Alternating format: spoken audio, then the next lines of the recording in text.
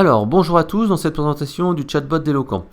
Pour cette présentation, je vais me placer dans la peau d'un organisme de formation qui doit utiliser un chatbot pour conseiller les personnes à choisir la bonne formation sur Internet, faire une gestion des réclamations, etc.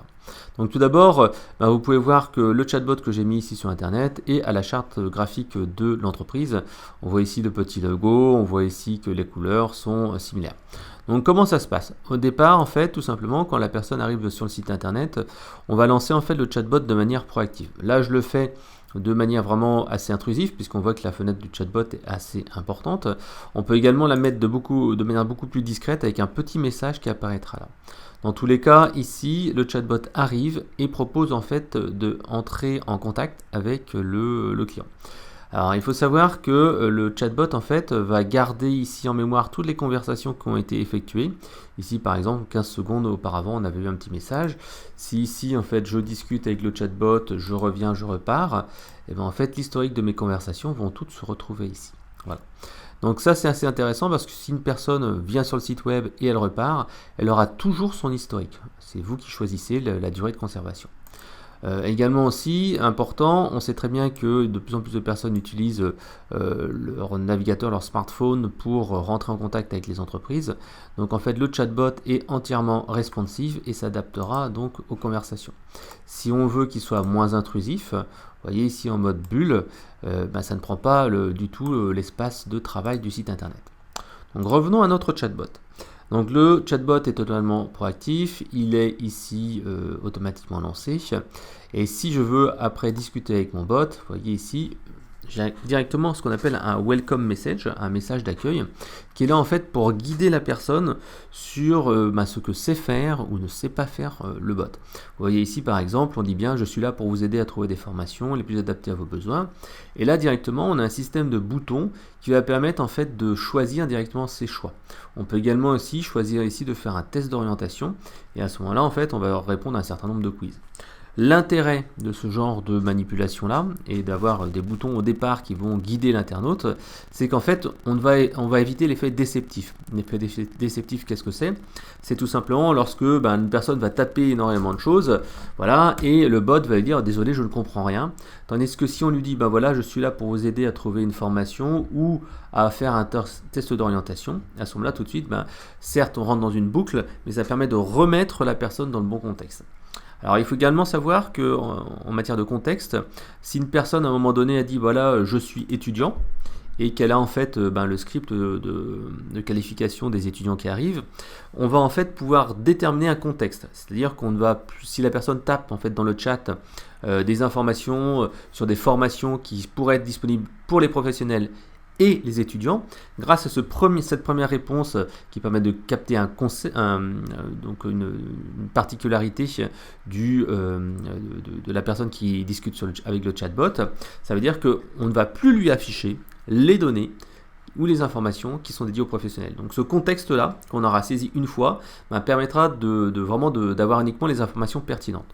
Pareil ici, donc je suis étudiante, est-ce que vous avez une idée de la formation que vous souhaitez suivre? Oui ou non? Si je tape non, à ce moment-là, je vais avoir une question de qualification qui va me dire je suis bac plus 1, 2, 3, 4, 5. Si la personne tape par exemple je suis bac plus 2, là aussi c'est un enregistrement de contexte qu'on va faire et on saura automatiquement quelle formation présenter à la personne. On ne va plus les présenter des formations bac plus 1 ou au niveau bac parce qu'automatiquement on aura pris ce contexte-là. Donc ça permet de filtrer. Ici là derrière, donc je vous montre en fait tout simplement un système de carrousel. Ce sont en fait des images avec des logos, on peut mettre des étiquettes, on peut mettre des titres, des sous-titres, on peut mettre ici des petites légendes et du texte comme on souhaite. Donc ça permet comme ça d'associer des images à du texte qui permet d'avoir un truc un peu plus joli. On peut avoir des boutons cliquables également. Ici en fait ça va ouvrir des pages web. On peut ici voir des listes et donc ça va rouvrir des informations de chatbot. Ici par exemple des types d'écoles, voilà. Et ici on va pouvoir choisir son école. Imaginons que je choisisse celle-là. Je choisis de recevoir la brochure d'information sur cette école ou cette formation. Et là tout simplement la personne va pouvoir rentrer son nom prénom. Elle va pouvoir rentrer ici son âge, ses coordonnées, enfin elle va pouvoir rentrer toutes sortes d'informations. Ici directement, hop. Et ici l'âge, et cliquer sur OK. Et là, automatiquement, voilà, la demande a bien été prise en compte et le formulaire va être envoyé directement à la personne qui est censée la recevoir. S'il y a plusieurs destinataires, à ce moment-là, c'est envoyé à plusieurs destinataires, etc. Donc tout cela permet véritablement de voir exactement ce que la personne qui navigue sur le site internet souhaite. Alors là, on vous a montré donc une navigation de type bouton. On peut également passer à une analyse des conversations en langage naturel. Par exemple, je veux des informations sur l'école des Gobelins. Voilà, par exemple. Et là, automatiquement, vous voyez, et il donne des informations. Et si on veut aller voir une vidéo sur l'école des Gobelins, ici, ça va lancer la page YouTube directement avec les différentes informations. On peut également taper des informations. Par exemple, je veux des avis sur l'apprentissage. Voilà. Et là, tout simplement, il va vous dire, voilà, voici nos informations sur l'apprentissage, 5 questions à se poser pour l'apprentissage, le témoignage d'un élève, et ici, d'autres informations. Donc là, en fait, on arrive vraiment dans une compréhension du langage naturel. Pour cela, en fait, on fait appel à un outil d'analyse sémantique de Google qui s'appelle Dialogflow, et qui permet en fait donc de comprendre ce langage naturel qui est tapé par les clients. Par exemple, pour la partie apprentissage, voilà, hop, apprentissage, vous pouvez voir que nous n'avons ici enregistré dans la fenêtre que ici 1, 2, 3, 4. 4 mots en fait sur l'apprentissage, et pourtant, même s'il n'y a pas indiqué ici je veux des avis sur l'apprentissage, il a bien compris ça. Si je tape je veux des informations sur l'apprentissage, voilà, il va comprendre que on veut bien des informations sur l'apprentissage. En fait, c'est un système très simple. On va pouvoir identifier à partir de certains mots des entités telles que apprentissage, formation, métier, par exemple des données comme CAP, Bac+2, Bac+3, formation diplômante. Tout cela permettra en fait d'identifier des éléments dans la phrase. Bien entendu, ça, les réponses sont entièrement personnalisables. Imaginons ici, voilà, c'est indiqué, voici nos informations sur l'apprentissage. Si je veux maintenant tout simplement modifier cette phrase-là, voilà, vous pouvez mettre des petites émoticônes. Vous allez sur le site par exemple de l'ONICEP et vous rentrez ici une URL et voilà, on sauvegarde. Automatiquement, l'intelligence artificielle est enregistrée. Et donc la prochaine fois que je vais ici taper dans mon chatbot, je veux des informations sur l'apprentissage. Tac, automatiquement ici, il va me reprendre les informations. Il me dit voilà, vous avez aussi des informations sur l'ONICEP. Donc vous voyez, c'est extrêmement simple d'enrichir en fait les réponses, mais également les questions. Si par exemple maintenant je veux rajouter une nouvelle notion, imaginons que là, il y a une question qui peut être cette fois, on va parler d'intention qui va être parlée à un conseiller. Et donc là ici le contexte, comme je vous disais, c'est ce qui peut être transmis. Par exemple, s'il est étudiant, ça va être transmis à telle filière. S'il est professionnel, c'est telle filière, telle filière, telle filière. Et là, par exemple, on va rentrer quelques phrases.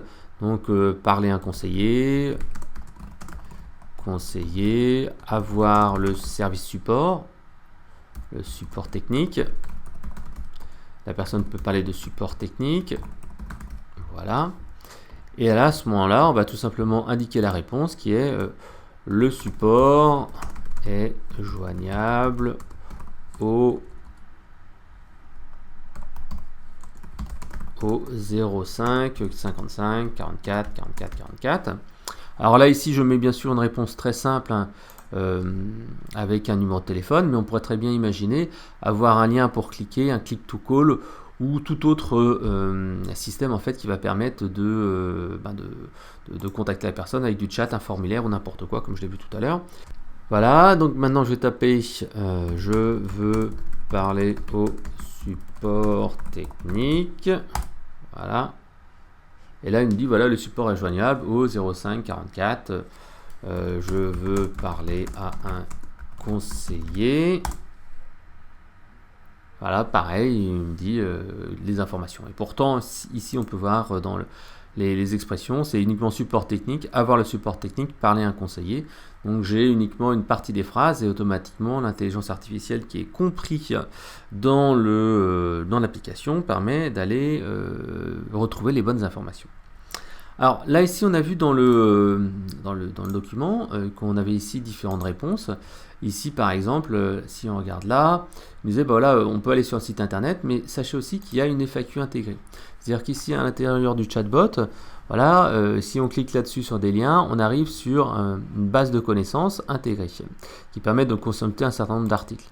On peut également ici les retrouver ici directement dans le chatbot et c'est totalement intégré. Si par exemple ici je veux avoir des informations sur l'alternance, on voit que c'est totalement en fait intégré et on peut voir les informations.